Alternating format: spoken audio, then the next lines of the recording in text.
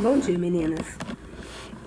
Espero que estejam todas bem, se cuidando de maneira adequada, se preservando para evitar que ocorra qualquer contágio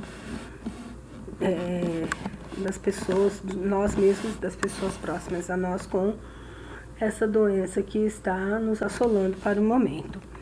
O cuidado é fundamental nesse momento, as medidas de distanciamento social, e por isso nós vamos continuar ainda por mais algum período com o nosso ensino domiciliar.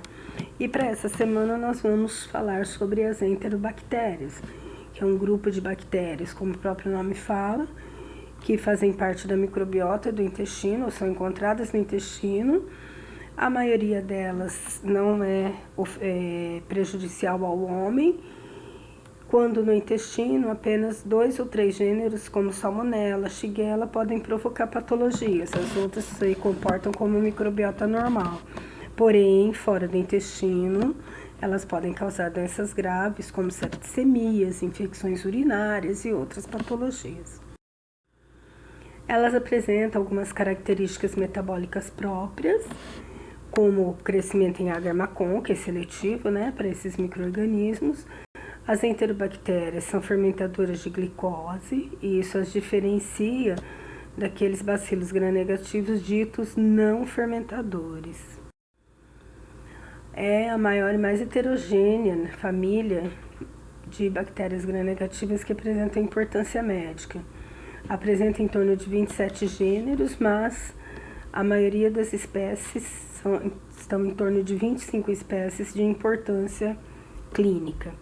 São bacilos gram-negativos não esporulados, que apresentam ou não flagelos, então algumas são móveis, outras são imóveis, todas são oxidase negativa. Essas características a gente vai descrever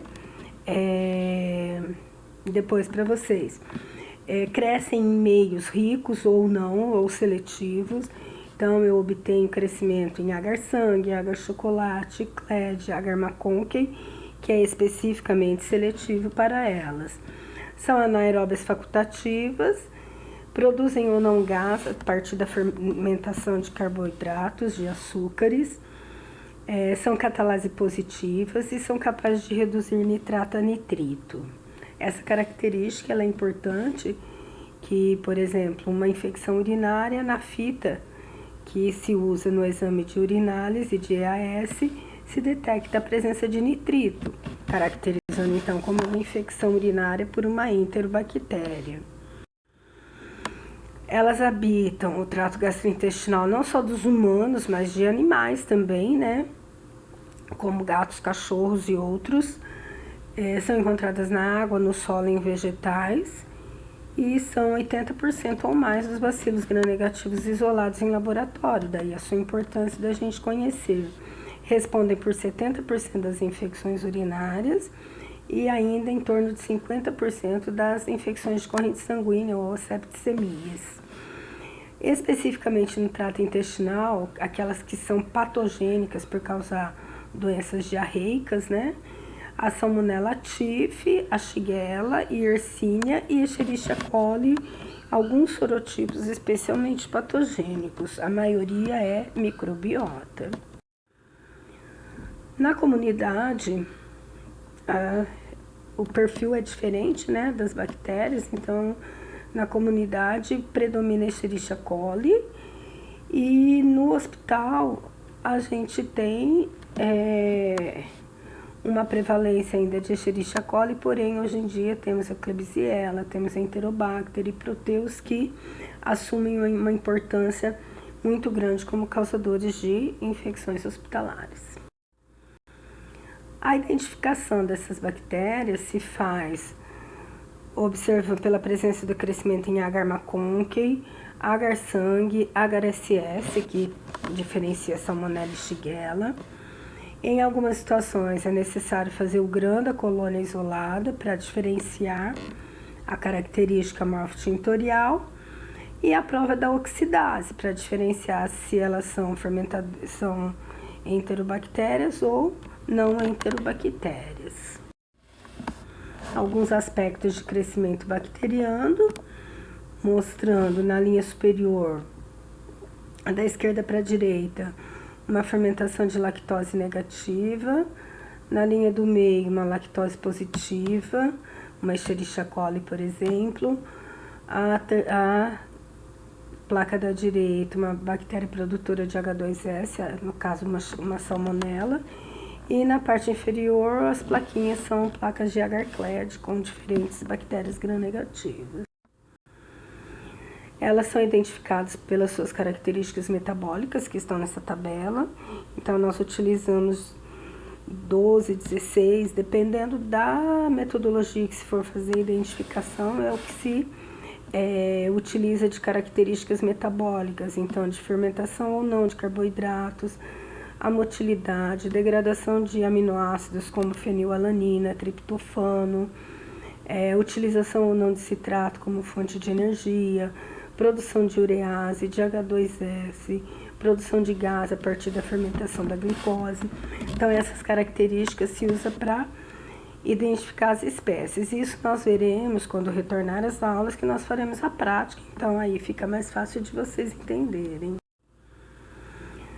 A identificação delas, então, começa pela identificação bioquímica, para identificar se elas têm ou não citocromo oxidase. E as enterobactérias são todas oxidase negativas. Então, nessa prova, elas são sempre resultado negativo. Aqui, as características metabólicas que os testes de identificação utilizam. Elas são utilizadas, são identificadas em meios de cultura específicos, chamados de EPM, mili, citrato e o meio de raminose. O meio de EPM, ele identifica a utilização de carboidratos, produção de H2S, utilização ou não de ureia e desaminação do aminoácido triptofano. O meio de motilidade indol-lisina, chamado de mili, é para motilidade, produção de indol, que é um gás, e descarboxilação do aminoácido lisina. Então, são todas, gente, características metabólicas bioquímicas dessas bactérias. Se a bactéria em questão utiliza ou não citrato como fonte de carbono, se fermenta a raminose ou não, que é um açúcar também. E aí, essa identificação bioquímica, ela inicia-se observando também a fermentação ou não da lactose nas placas de isolamento primário. Então, em meio específico para gram-negativos, agar-SS ou agar-MacConkey. As colônias lactose positivas vão se apresentar de coloração rosa nesses meios. Estes são os meios que se utilizam, alguns, exemplos de meios que se utiliza para fazer essa identificação presuntiva. Aqui também é um sistema em que no único tubo se verificam 1, 2, 3, 4, 5, 6, 7, 8, 9, 10 características bioquímicas das bactérias. Aqui a leitura de algumas provas. É tudo visual colorimétrico pela mudança de cor de indicadores presentes nos meios. Agora nós não vamos detalhar isso com vocês, que não é o momento. Aqui mais algumas provas.